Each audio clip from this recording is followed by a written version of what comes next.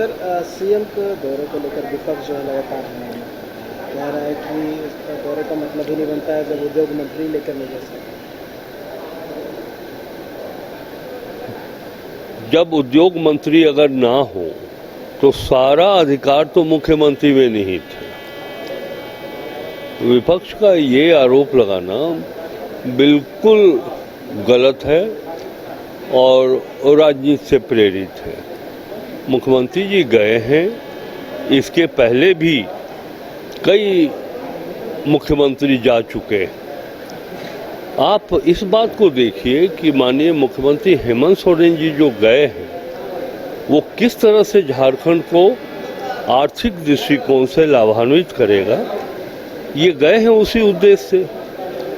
आने दीजिए, विपक्ष को तो मौका चाहिए कि इंडस्ट्रीज मिनिस्टर नहीं गए हैं, फिर वो ये भी कर सकते हैं, अगर इंडस्ट्रीज मिनिस्टर गए होते तो ये भी कर सकते हैं कि फाइनेंस मिनिस्टर को लेके जाना चाहिए। अब कौन जाएगा? झारखंड के हित में किस अधिकारी की आवश्यकता है? अब ये मुख्यमंत्री तय करेंगे कि राज्य का विपक्ष तय करेगा।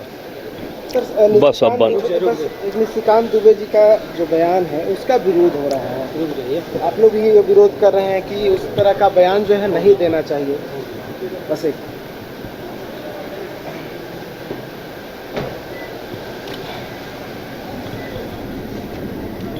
जो संविधान है, संवैधानिक व्यवस्था है, देश की न्यायपालिका सर्वोच्च।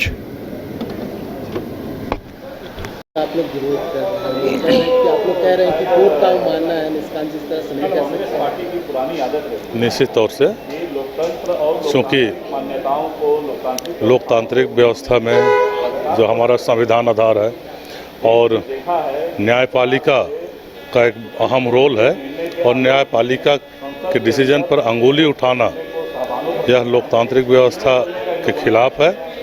या ऐसे व्यक्तियों पर कठोर कार्रवाई की जानी चाहिए। अच्छा, ये कह रहे हैं कि जैसे उपराष्ट्रपति का भी एक बयान है, उनका भी कहना है कि सुप्रीम कोर्ट कैसे राष्ट्रपति को निर्देश कर सकता है। ये संसदीय प्रणालियों से और जहाँ तक मैं जानता हूँ जो संवैधानिक संस्थाओं के तहत एक कोर्ट भी आता है, सुप्रीम कोर्ट भी है, और जो लोगों के अधिकारों का, संवैधानिक अधिकारों का सुरक्षा करना उनका अधिकार है और उसी अधिकार के तहत सुप्रीम कोर्ट का निर्णय था, कमेंट था, जिसे पर अंगुली उठाना, आपत्ति जताना यह निश्चित तौर से सुप्रीम कोर्ट का अवमानना है, संविधान का अवमानना है और इस लोकतंत्र देश का अवमानना है। कोर्ट को लेकर उसका विरोध हुआ है, कह रहे हैं कि ये अवमानना है कोर्ट का, निष्कांत जी नहीं कर सकते। नहीं, देखिए, लोकतांत्रिक व्यवस्था में सभी जो लोकतंत्र के स्तंभ है, सभी की मर्यादाएं और सबके बारे में चीज़ें स्पष्ट है। और निश्चित रूप से इस देश के अंदर कांग्रेस पार्टी ने जिस प्रकार से लगातार लोकतंत्र और लोकतांत्रिक व्यवस्थाओं का हनन किया है, यह सर्वविदित है। जहाँ तक भारतीय जनता पार्टी के बारे में विषय है तो हमारे आदरणीय राष्ट्रीय अध्यक्ष जी ने इसके बारे में विषय को स्पष्ट कर दिया है। मतलब ये आप लोगों को लगता है कि मतलब ये कह रहे हैं कि जिस मामले में कोर्ट को सुनवाई नहीं करनी चाहिए उस मामले में सुनवाई कर रहे हैं, जब इसके लिए संसद बना हुआ है तो संसद को बंद कर देना चाहिए। नहीं, ये लोकतंत्र में ये सारी मर्यादाएं, यह जो भारत का संविधान निर्माताओं ने इस बात को बड़ी स्पष्टता के साथ समझ करके और लोकतंत्र के सभी स्तंभों के बारे में चीज़ों को स्पष्ट किया है और निश्चित रूप से उस मर्यादा के साथ ही हमारा व्यवस्था चल रहा है और आगे भी चलेगा।